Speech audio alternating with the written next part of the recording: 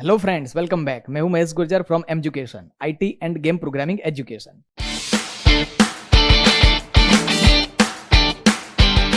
चलिए, ये सेशन में क्या समझना है, hierarchy inheritance.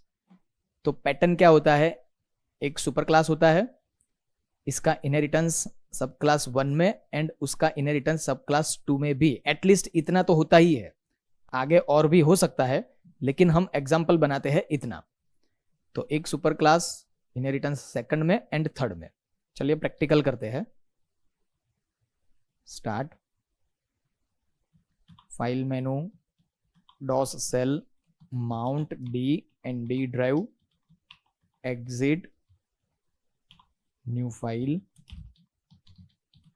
Hierarchy inheritance, hash include iostream.h, hash include conio.h, void main, void curly bracket, start stop, clear screen, get ch, save d drive, courses c++,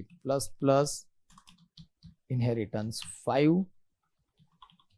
अब class 1 curly bracket, start stop, private integer a, public void get data, void curly bracket, start stop, c out, enter value of a, c in a।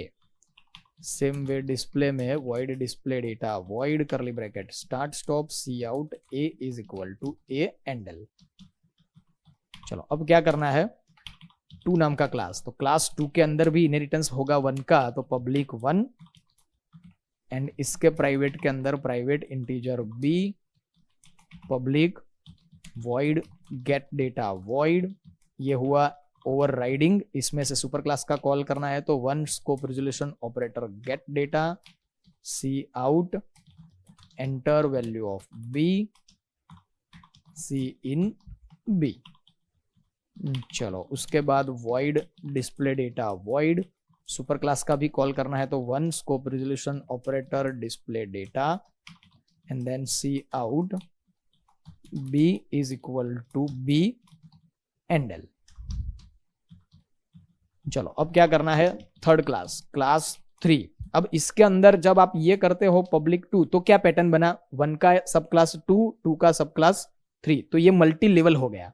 हमें hierarchy करना है तो 1 का सब class 2 भी है और 1 का सब क्लास 3 भी है, तो यहां पे क्या करेंगे, पब्लिक 1। क्लियर।